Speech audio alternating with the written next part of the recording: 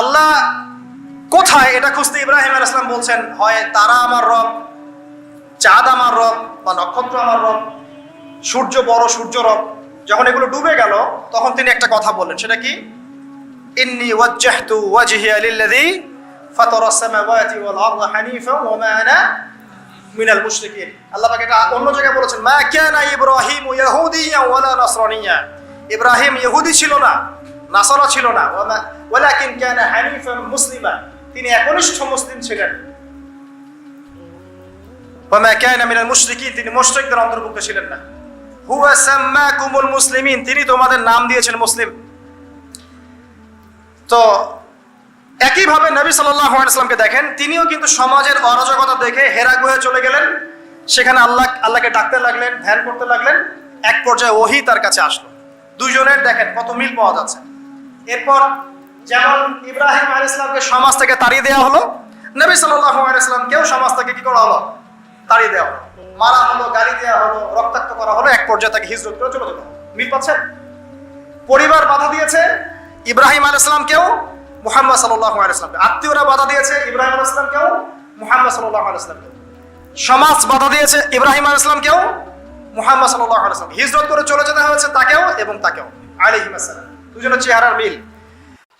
নবী সাল্লাল্লাহু আলাইহি ওয়াসাল্লাম এবং ইব্রাহিম আলাইহিস সালামের জীবনের মধ্যে সবচেয়ে বেশি মিল ছিল। অন্য নবীদের চাইতে ইব্রাহিম আলাইহিস সালামের সাথে তার জীবনের সবচেয়ে বেশি মিল ছিল। যখন মেরাজে নবী সাল্লাল্লাহু আলাইহি ওয়াসাল্লাম গিয়েছেন আল্লাহ পাকের সাথে সাক্ষাৎ করতে, তখন তিনি বলেছিলেন ফিরে এসে যে আমি সপ্তম আসমানে বাইতুল মামুরের সাথে হেলান দেয়া অবস্থায় ইব্রাহিম আলাইহিস সালামকে দেখেছি। আমি আবার বলছি, আমি সপ্তম আসমানে পার হয়ে বাইতুল মামুর কি? ফেরেশতাদের তাওয়াফ করার জায়গা, কাবা ঘরের সোজা উপরে। তো এই বাইতুল মামুরে ইব্রাহিম আলাইহিস সালামকে হেলান দিয়ে বসে থাকতে দেখেছি, এবং আমি দেখেছি আমার চেহারা এবং তার চেহারা সম্পূর্ণ এক। মানে আমাদের নবী মুহাম্মদ সাল্লাল্লাহু আলাইহি ওয়াসাল্লাম এবং আমাদের নবীগণের পিতা আবুল আম্বিয়া ওয়াল মুরসালিন ইব্রাহিম আলাইহিস সালাম, তাদের দুইজনের চেহারা ছিল একই রকম। চেহারা একই রকম, একটা রূপক অর্থ হতে পারে, সেটা হলো তাদের জীবনের প্রতিটা ক্ষেত্রেই মিল আছে। একটু আমি সংক্ষিপ্ত আকারে দেখাবো আপনাকে। ইব্রাহিম আলাইহিস সালাম জন্মগ্রহণ করেছেন ব্যাবিলন শহরে। ব্যাবিলন সভ্যতার নাম শুনেছিলেন? আজকে থেকে 2500 বছর আগের সভ্যতা। এবং এখন আমরা সভ্যতা নিয়ে অনেক বড়াই করে থাকি, কিন্তু অনেক বড় বড় উঁচু উঁচু সভ্যতা পৃথিবী থেকে বিদায় নিয়ে চলে গেছে, আমরা ওদের নামও জানি না। আদ জাতির নাম শুনেছেন? ইরম, সামুদ, এগুলো নাম শুনেছেন? ইরম যাতিল ইমাদ লাম ইখলাক মিসলুহা ফিল বিলাদ। আল্লাহ পাক বলেছেন ইরম এবং সামুদ এমন জাতি ছিল, এরা এমন জাতি ছিল, এরকম কোন সভ্যতা এর পরে আর প্রতিষ্ঠিত হয় নাই। লাম ইখলাক মিসলুহা ফিল বিলাদ, পৃথিবীতে এর চেয়ে উন্নত কোনো সভ্যতা এরপর আসে নাই। আমরা সভ্যতার বড়াই করাটা একটু কমিয়ে দেই। এমন অনেক সভ্যতা চলে গেছে, নামও নিশান মিটে গেছে, যেগুলো আমাদের চেয়ে অনেক উচ্চ ছিল। আসেন, ব্যাবিলনের সেই সভ্যতার মূল জিনিস ছিল শিরক, মূর্তি পূজা। এবং মূর্তি পূজক শাসক, তার নাম কি ছিল? নমরুদ। কি নাম ছিল? নমরুদ। খুব শর্ট করে শেখাচ্ছি ভাই, সময় নিব না ইনশাআল্লাহ। এবং এই নমরুদের যে প্রধান পুরোহিত, তার নাম ছিল আজার। কি নাম? আজার। এবং এই আজার এর ছেলে হচ্ছে ইব্রাহিম আলাইহিস সালাম। আল্লাহ পাক সবচেয়ে বড় পুরোহিতের ঘরে জন্ম দিয়েছেন, সবচেয়ে বড় তাওহীদপন্থীকে। ঠিক যেমন নবী সাল্লাল্লাহু আলাইহি ওয়াসাল্লাম যে সমাজে ছিলেন, সমাজটা কেমন ছিল? শিরক, রিবা, সুদ, ঘুষ, জেনায় ভর্তি। আল্লাহ পাক ওই কুরাইশদের মধ্যেই জন্ম দিয়েছেন কাকে? মুহাম্মদ সাল্লাল্লাহু আলাইহি ওয়াসাল্লাম। দেখেন চেহারার মিল পাচ্ছেন, জীবনের মিল। এবার ইব্রাহিম আলাইহিস সালাম যখন সত্য চিনতে পারলেন, তার বাবাকে তিনি বলছেন, কি বলছেন? সূরা মারিয়াম পড়ে দেখবেন। তিনি বলছেন, ইয়া আবাতি, হে আমার বাবা, লিমা তা'বুদু, তুমি কেন তার উপাসনা করো? মা লা ইয়াসমাউ, যে শুনতেও পারে না, ওয়ালাম ইউবসিরু, এবং দেখতেও পারে না, ওয়ালাম ইউগনি আনকা শাইআ, এবং তোমার কোনো উপকারও করতে পারে না। ইব্রাহিম তার পিতাকে বলছেন, আজারকে, তুমি কেন এমন এক সত্তার উপাসনা করো যে না দেখে, না শোনে, না তোমার কোনো ক্ষতি করতে পারে, না উপকার করতে পারে।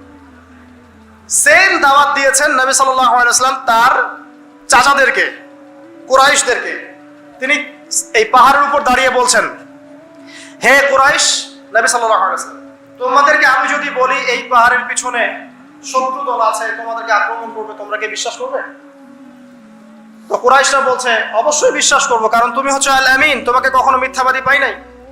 নবীজি বললেন, কুলু লা ইলাহা ইল্লাল্লাহ তুফলিহু, তোমরা খালি বলো যে আল্লাহ ছাড়া কোনো ইলাহ নাই, সফল হয়ে যাবে। সেম দাওয়াত না?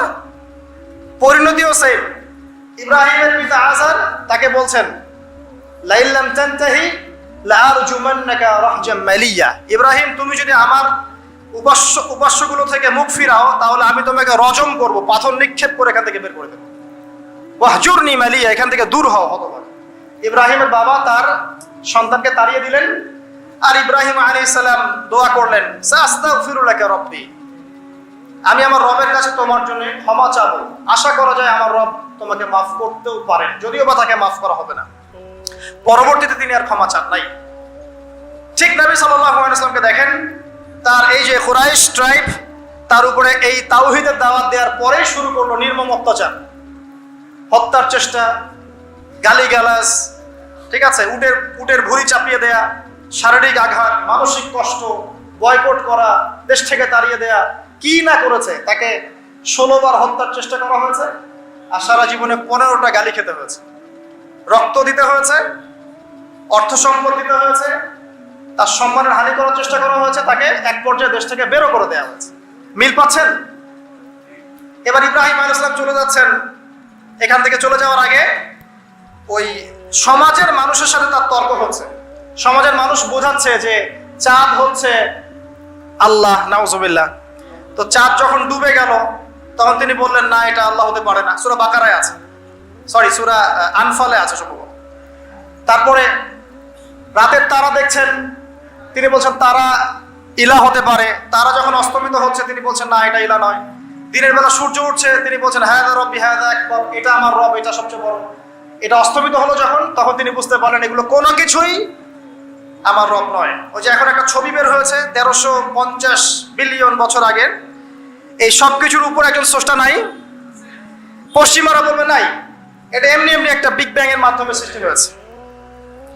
অথচ আল্লাহ পাক বলছেন, শোনেন, আল্লাহ পাক বলছেন এগুলো সবকিছুই প্রথম আকাশের অন্তর্ভুক্ত, এরপরে আছে দ্বিতীয় আসমান, তারপর তৃতীয়, তারপর চতুর্থ, এরকম করতে করতে 7 আসমান।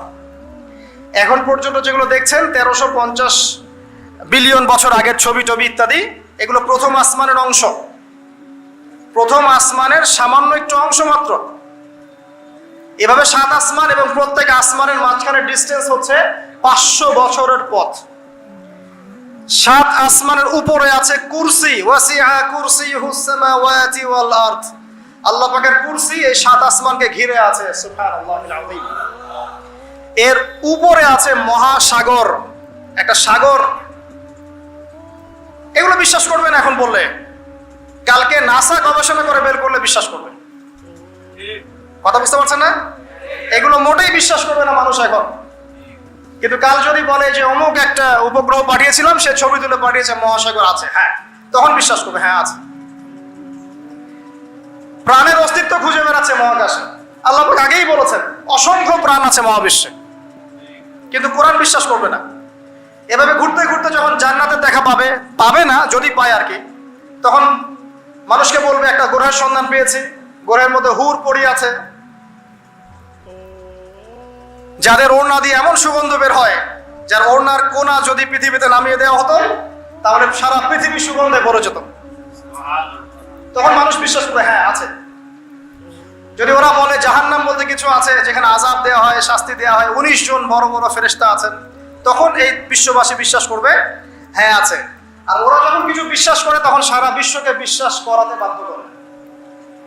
ওরা বলছে করোনা করোনা, তখন সবাই বলছে করোনা করোনা। ওরা বলছে অমিক্রন অমিক্রন, এখন সবাই বলছে অমিক্রন অমিক্রন। তারপরে এগুলো বন্ধ, এবার রাশিয়া ইউক্রেন, রাশিয়া ইউক্রেন, এবার রাশিয়া ইউক্রেন, রাশিয়া ইউক্রেন। করোনার কথা মানুষ কিন্তু কিছুদিন আগে ভুলে গিয়েছিল।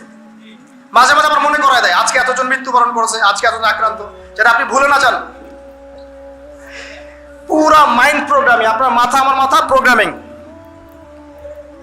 তার কিছুদিন আগে ক্ষেপণাস্ত্র উত্তর কোরিয়া ক্ষেপণাস্ত্র দিচ্ছে, ক্ষেপণাস্ত্র মানে এক এক সময় এক একটা দিয়ে মানুষকে ব্যস্ত রাখা। এখন ব্যস্ত রাখছে এই যে 1350 বিলিয়ন বছর আগের ছবি, ব্যস্ত থাকো এখন, এটা নিয়ে নাচো আর গাও, কয়েক মাস যাক, এই ফাঁকে তারা কিছু কাজ করবে। মানে আমি আমাদের ছোট ভাইকে বললাম আজকে আসতে আসতে, বিষয়টা এরকম, আমাদের বাসায় ছোট বাচ্চা আছে না, অনেক সময় ছোট বাচ্চারা অনেক খুব জ্বালায়, মানে ঘ্যান ঘ্যান প্যান প্যান শুরু করে। তখন আমরা কি করি, বাধ্য হয়ে অনেক সময় দেখা যায় বাবা স্মার্টফোনটা নিয়ে এই কার্টুনটা দেখে। আচ্ছা ঠিক আছে, আচ্ছা কার্টুন দেখতে বসে গেল, ও 1 ঘন্টা কার্টুন দেখছে। এই 1 ঘন্টা কিন্তু সে আর আপনাকে ডিস্টার্ব করবে না, আপনি রিল্যাক্সে আপনি কাজ করতে পারবেন। তাই বলে বাচ্চাদেরকে কার্টুনের অভ্যাস করায় না, উদাহরণ দিচ্ছি একটা। আর যদি কার্টুন দেখাতেই হয়, ইসলামিক কোনো কার্টুন দেখায়।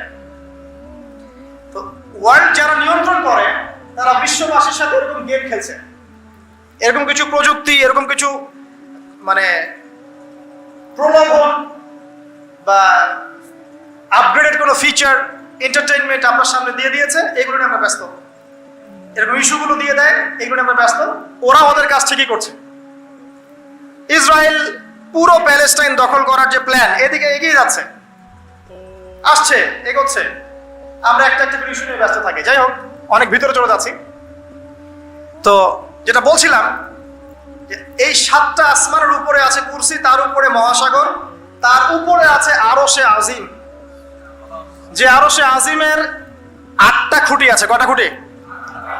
8টা খুঁটি ধরে আছেন মাত্র 8 জন ফেরেশতা। সূরা হাক্কার মধ্যে এটা আছে। কোন সূরা? হাক্কা। এই 8 জন ফেরেশতা এটাকে বহন করে কিয়ামতের দিন নিয়ে আসবেন। সুবহানাল্লাহ। তাদের শক্তি চিন্তা করেন। আর একজন ফেরেশতার ফুৎকারে এই যে দেখছেন গ্যালাক্সির পর গ্যালাক্সি হাবিজাবি সব ধ্বংস হয়ে যাবে। একজন ফেরেশতার ফুৎকারের মাধ্যমে ধ্বংস হয়ে যাবে। এরপরে আল্লাহ বলছেন আফালা ইউমিনুন, এরপরেও কি তোমরা ঈমান আনবে না? আওয়ালাম ইয়ারাল্লাযীনা কাফারু, কাফেররা কি লক্ষ্য করে দেখে না? আন্নাস সামাওয়াতি ওয়াল আরদা কানাতা রাতকান, এই 7টা আকাশ, মহাবিশ্ব এবং পৃথিবী একটা কেন্দ্রের মধ্যে ছিল, বিন্দুর মধ্যে ছিল। ফাফাতাকনাহুমা, আমি এটাকে বিভক্ত করে দিলাম। আল্লাহ বলছেন ফাফাতাকনাহুমা ওয়াজআলনা মিনাল মাই কুল্লা শাইইন হাই, এবং প্রত্যেক জীবন্ত প্রাণকে সৃষ্টি করলাম পানি দিয়ে। আমাদের কোষের মধ্যে সাইটোপ্লাজমে পানির পরিমাণ কত পার্সেন্ট? নিউক্লিয়াসের মধ্যে পানির পরিমাণ কত পার্সেন্ট? বেশিরভাগই পানি। পড়াশোনা করেন, পানি দিয়ে তৈরি করে 70 to 80%। আফালা ইউমিনুন, এরপরে আল্লাহ বলেন তবুও কি তারা বিশ্বাস করবে না? তো ওই আরশে আজিম ধরে আছেন 8 জন ফেরেশতা। তারপর আরশে আজিমের উপরে আল্লাহ রাব্বুল আলামিন। তো আল্লাহ রাব্বুল আলামিন এই যে প্রথম মহাবিশ্ব দেখছেন, এর ঊর্ধ্বে অবস্থান করছেন। তার মানে এখানে যে সময় চলছে, অতীত, এখানকার ভবিষ্যৎ, এখানকার বর্তমান, আল্লাহ পাক এই 3 কালের ঊর্ধ্বে অবস্থান করছেন। আল্লাহ পাক যখন বলছেন যে আবু লাহাব জাহান্নামে যাবে, আল্লাহ পাক দেখে দেখে বলছেন, এই যে ভবিষ্যৎটা আল্লাহ পাক দেখছেন, আবু লাহাব এখানে আছে, এখন ইন ফিউচার এখানে যাবে, এখানে গিয়ে সে জাহান্নামে যাবে। আল্লাহ চোখের সামনে সব। আমাদের কাছে মনে হচ্ছে অতীত, বর্তমান, ভবিষ্যৎ, আল্লাহর সামনে এগুলো কিছুই নাই। ওই যে নক্ষত্রের কথা বলা হচ্ছে, এটা অতীতকালের ছবি, কত বছর আগের ছবি, এত বিলিয়ন বছর আগের ছবি। মানে আমি আকাশে যা দেখি এগুলো পাস্ট টেন্স, অতীতকাল। এই যে সূর্য আপনি দেখছেন এখন, এটা 8 মিনিট 20 সেকেন্ড আগের সূর্য। ওদের থিওরি মতে আলো আসতে যে সময়টুকু লাগে, এই সময়টুকু চলে যাচ্ছে আপনার। আলো আসতে কতটুকু সময় লাগে পৃথিবীতে? 8 মিনিট 19 সেকেন্ডের মতো। তার মানে আপনি যে সূর্যটা দেখছেন, এটা আসলে 8 মিনিট 19 সেকেন্ড আগের সূর্য। তার মানে আমরা যা দেখছি আকাশে সব পাস্ট টেন্স, অতীতকাল। তাহলে যদি সূর্য থেকে পৃথিবীকে দেখা যায়, তাহলে ওরা পৃথিবীর অতীতকাল দেখবে। কথা কি বুঝতে পারছেন? আল্লাহ পাক এগুলো সবের ঊর্ধ্বে। এই আলোর চেয়ে প্রচন্ড গতিতে, আলোর বেগের চেয়ে যদি অনেক অনেক অসীম গতিতে কেউ যদি ছুটতে পারে মহাকাশে, তাহলে সে এই সব কালের ঊর্ধ্বে চলে যাবে। স্টিফেন হকিংসেরও তো সূত্র আছে এরকম। এটাই নবী সাল্লাল্লাহু আলাইহি ওয়াসাল্লামের মেরাজের সাথে মিলে যায়। তিনি গিয়েছেন, ফিরে এসেছেন, এসে দেখেছেন অজুর পানি গড়িয়ে পড়ছে টাইমের ঊর্ধ্বে। সবই বৈজ্ঞানিক, আসলে প্রমাণ করতে পারে না। তখন বলবে যে ধর্ম, মৌলবাদ, অন্ধবিশ্বাস ইত্যাদি ইত্যাদি, ধার্মিক হয়ে যাবে প্রতিটা বিষয়। তো এটা নিয়ে আরো ডিপ কথা আছে, আজকে ওইদিকে আমি যাচ্ছি না, শুধু এতটুকু বলছি আল্লাহ পাক এই সবকিছুর ঊর্ধ্বে, সেখান থেকে আল্লাহ রাব্বুল আলামিন সবকিছু দেখেন এবং শোনেন। আসুন, আল্লাহ কোথায় এটা খুঁজতে ইব্রাহিম আলাইহিস সালাম বলছেন, হয় তারা আমার রব, চাঁদ আমার রব, বা নক্ষত্র আমার রব, সূর্য বড় সূর্য রব। যখন এগুলো ডুবে গেল তখন তিনি একটা কথা বললেন, সেটা কি? ইন্নী ওয়াজ্জাহতু ওয়াজহিয়া লিল্লাযী ফাতারাস সামাওয়াতি ওয়াল আরদা হানিফা ওয়া মা আনা মিনাল মুশরিকিন। আল্লাহ পাক এটা অন্য জায়গায় বলেছেন, মা কানা ইব্রাহিমু ইয়াহুদিয়্যা ওয়ালা নাসরানিয়্যা। ইব্রাহিম ইহুদি ছিল না, নাসারা ছিল না, ওয়ালাকিন কানা হানিফান মুসলিমা, তিনি একনিষ্ঠ মুসলিম ছিলেন। ওয়া মা কানা মিনাল মুশরিকিন, তিনি মুশরিকদের অন্তর্ভুক্ত ছিলেন না। হুয়া সাম্মাকুমুল মুসলিমিন, তিনি তোমাদের নাম দিয়েছেন মুসলিম। তো একইভাবে নবী সাল্লাল্লাহু আলাইহি ওয়াসাল্লামকে দেখেন, তিনিও কিন্তু সমাজের অরাজকতা দেখে হেরা গুহে চলে গেলেন, সেখানে আল্লাহকে ডাকতে লাগলেন, ধ্যান করতে লাগলেন। এক পর্যায়ে ওহী তার কাছে আসলো। দুজনের দেখেন কত মিল পাওয়া যাচ্ছে। এরপর যেমন ইব্রাহিম আলাইহিস সালামকে সমাজ থেকে তাড়িয়ে দেওয়া হলো, নবী সাল্লাল্লাহু আলাইহি ওয়াসাল্লামকেও সমাজ থেকে কি করা হলো? তাড়িয়ে দেওয়া হলো, মারা হলো, গালি দেওয়া হলো, রক্তাক্ত করা হলো। এক পর্যায়ে তাকে হিজরত করে চলে যেতে হলো। মিল পাচ্ছেন? পরিবার বাধা দিয়েছে ইব্রাহিম আলাইহিস সালামকেও, মুহাম্মদ সাল্লাল্লাহু আলাইহি ওয়াসাল্লামকে। আত্মীয়রা বাধা দিয়েছে ইব্রাহিম আলাইহিস সালামকেও, মুহাম্মদ সাল্লাল্লাহু আলাইহি ওয়াসাল্লামকে।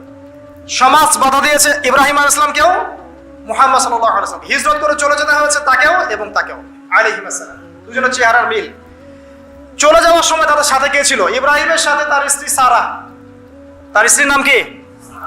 বিশ্বের সবচেয়ে সুন্দরী মহিলা ছিলেন দুজন। কয়জন? দুজন। একজন হাওয়া আলাইহিস সালাম, দুই নাম্বার সারা আলাইহিস সালাম। তাদের মতো সুন্দরী নারী পৃথিবীতে খুব একটা আসেনি। এই ওয়াজটা আবার আপনার বউকে শোনায়েন না, রাগ হয়ে যাবে। তাকে গিয়ে বলবেন, বিশ্বের সবচেয়ে সুন্দর মেয়ে তুমি, আমার চোখে তুমিই সবচেয়ে সুন্দর। যদি কন্ট্রোল করতে চান, খালি প্রশংসা আর প্রশংসা। নিন্দা করতে গেলেই সমস্যা, নিন্দা করতে গেলেই বেঁকে বসে যাবে। খালি প্রশংসা, তুমি অনেক সুন্দর, তোমার রান্না অনেক সুন্দর, তোমার রুচি অনেক ভালো, তুমি আছো বলেই আমার সব কাজ সুন্দর হচ্ছে। শুধু প্রশংসা। দেখবেন যে সব সুন্দর মতো চলছে, ঘুড়ি উঠছে আকাশে সুন্দর। আর যদি টানা হেঁচড়া শুরু করেন, তাহলে ওই যে মানজা দিতেন না আপনারা, ঘুড়ি কেটে চলে যাবে। আর অন্য আরো ঘুড়ি যদি আকাশে থাকে, তাহলে ওই ঘুড়ি প্যাঁচ লাগে কেটে চলে যাবে। কথা কি বুঝতে পারছেন? বোঝেন। যাই হোক, এখন কিন্তু এই সময়টা চলছে, প্রত্যেক ঘরে ঘরেই ফিতনা, আর প্রত্যেক ঘরে ঘরেই পরকিয়া। অতএব হৃদ্যতা, ভালোবাসা বজায় রাখার চেষ্টা করতে হবে। আল্লাহ পাক তৌফিক দান করুন, আমিন। হিজরতের সময় তাদের দুইজনের সঙ্গী হচ্ছেন তাদের স্ত্রীরা। দেখেন, শুরু থেকে নবী সাল্লাল্লাহু আলাইহি ওয়াসাল্লামের পাশে ছিলেন তার স্ত্রী খাদিজা রাদিয়াল্লাহু আনহা, এবং ইব্রাহিম আলাইহিস সালামের পাশে তার স্ত্রী সারা আলাইহিস সালাম। আর খাদিজা রাদিয়াল্লাহু আনহার অবদান সম্পর্কে তিনি বলছেন যে আমার কথা যখন কেউ শুনতো না, তখন খাদিজা আমার উপর ঈমান এনেছিল। অতএব তোমরা তাকে নিয়ে ভালো মন্দ বলো না। আর খাদিজা রাদিয়াল্লাহু আনহা সেই মহিয়সী নারী যাকে জিবরাইল আলাইহিস সালাম সালাম দিয়েছেন, এবং তার জন্য জান্নাতে এমন একটা ঘর নির্মাণ করা হয়েছে যেই ঘরের মধ্যে কোনো শোরগোল নাই, কোনো রকমের শব্দ দূষণ নাই, সুকুন আর সালাম, পিস। আমাদের মা বোনদেরকে আল্লাহ পাক খাদিজা রাদিয়াল্লাহু আনহার মতো বানিয়ে দিন, আমিন। এবার হিজরত তাকেও করতে হলো। তিনি করলেন মদিনায় সাল্লাল্লাহু আলাইহি ওয়াসাল্লাম, আর ইব্রাহিম আলাইহিস সালাম কোথায় করলেন? না, প্রথমে ফিলিস্তিনে। কোথায়? ফিলিস্তিনে। শাম দেশ বলা হয় ফিলিস্তিনকে। সেখানে গিয়ে যাওয়ার পথে একটা ঘটনা, যাওয়ার পথে একটু দাঁড়াই, যাওয়ার আগে একটা ঘটনা ঘটেছে, তারপরে একটা ঘটনা। যাওয়ার আগে ঘটনা কি? সমাজের লোকজন মূর্তি পূজা করছে। সূরা আম্বিয়ার মধ্যে আছে, আমি শর্ট করছি নাহলে সময় বেশি লাগবে। সূরা আম্বিয়ার মধ্যে আছে, লোকজন শিরক করছে। ইব্রাহিম আলাইহিস সালাম বলছেন, মা হাদিহি তামাসিলুল্লাযী আনতুম লাহা আকিফুন, এইসব কি সব মূর্তির তোমরা পূজা করো? যারা শোনেও না এবং উপকারও করতে পারে না, অপকারও করতে পারে না। তখন তার কওম তাকে বলছেন, তুমি কি আমাদের সাথে ঠাট্টা মশকরা করছো না, তোমার কাছে কোনো সত্য আছে? তখন ইব্রাহিম আলাইহিস সালাম বলছেন, তোমরা চলে গেলে আমি এদের ব্যাপারে ব্যবস্থা নিব। যখন তারা চলে গেল, ইব্রাহিম আলাইহিস সালাম এই সবগুলো মূর্তিকে ভেঙে ফেললেন, ইল্লা কাবীরাম মিনহুম, শুধু বড় মূর্তিটা বাদ দিয়ে। তারা ফিরে আসলো, এসে দেখলো যে মূর্তি ভাঙা। কে ভাঙলো? মান ফাআলা হাযা বিআলিহাতিনা, আমাদের উপাস্যদের সাথে এই কাজ কে করেছে? একজন বলল, হয়তোবা সে ব্যক্তি করেছে, ইউকালু লাহু ইব্রাহিম, যার নাম ইব্রাহিম। ডাকা হলো, তুমি কি করেছো? তিনি বলছেন যে বাল ফাআলা কাবীরুহুম হাযা, বরং তাদের বড় মূর্তিটাই কাজ করেছে। ফাসআলহুম ইন কানু ইয়ানতিকুন, ওকে জিজ্ঞাসা করো যদি সে কথা বলতে পারে। এবার তারা বুঝতে পারলো তো কথা বলতে পারে না। তখন ইব্রাহিম আলাইহিস সালাম বললেন, তুমি কেন তাহলে এমন কিছুর উপাসনা করছো যে শোনেও না, দেখেও না, কথা বলতে পারে না? আমি যাকে ভাঙলাম সে তো প্রতিহত করতে পারলো না, একটা মাছি বসলে সে তাড়াতেও পারলো না, তাহলে কেন তার উপাসনা করছো? কোনো জবাব নাই। জবাব নাই, কিন্তু হঠকারিতা অহংকার আছে, ঠিক এখনকার নমরুদ ফেরাউনদের মতো। জবাব নাই কিন্তু হঠকারিতা অহংকার আছে। তাকে দরবারে নিয়ে যাওয়া হলো। ওখানে শাসককে নমরুদ ডেকে বলছে, কি সমস্যা? তো ইব্রাহিম বলছে, কি সমস্যা, কে তোমার রব? ইব্রাহিম আলাইহিস সালাম বলছেন, রব্বি আল্লাযী ইউহয়ী ওয়া ইউমীত, আমার রব সে যে জীবন দেয় মৃত্যু দেয়। নমরুদ বলছে, আনা উহয়ী ওয়া উমীত, আমি তো জীবন দেই মৃত্যু দেই। কিভাবে? একজন ফাঁসির আসামি, তাকে ডেকে নিয়ে ছেড়ে দিল, এই জীবন দিলাম।